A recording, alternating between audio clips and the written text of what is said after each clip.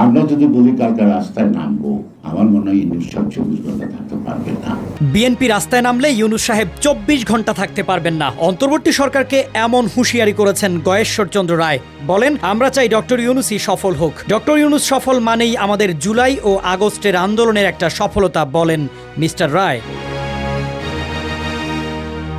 25 মে দুপুরে ঢাকার জাতীয় প্রেস ক্লাবে 12 দলীয় জোটের আলোচনা সভায় এসব কথা বলেন তিনি। প্রধান উপদেষ্টাকে উদ্দেশ্য করে এই বিএনপি নেতা বলেন, আপনার তো সংস্কার করার কোনো ক্ষমতা নেই। নারী যদি সুন্দরীও হয়, সে যদি বন্ধ্যা হয়, তার প্রতি আকর্ষণ থাকতে পারে, কিন্তু সন্তান জন্ম দেওয়ার ক্ষমতা নাই।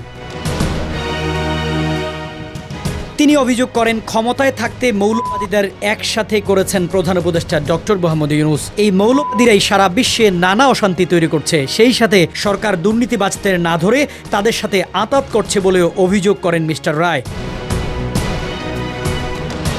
জুলাই আন্দোলনের নেতৃত্ব দেয়া শিক্ষার্থীদের উদ্দেশ্যে মিস্টার রায় বলেন, যারা নাকি 24-এর জুলাইয়ে 12 দিনের আন্দোলন করে মুকুট চায়, তাদের মুকুট অনেক আগেই জাতি দিয়ে দিছে, আমরাও দিয়ে দিছি।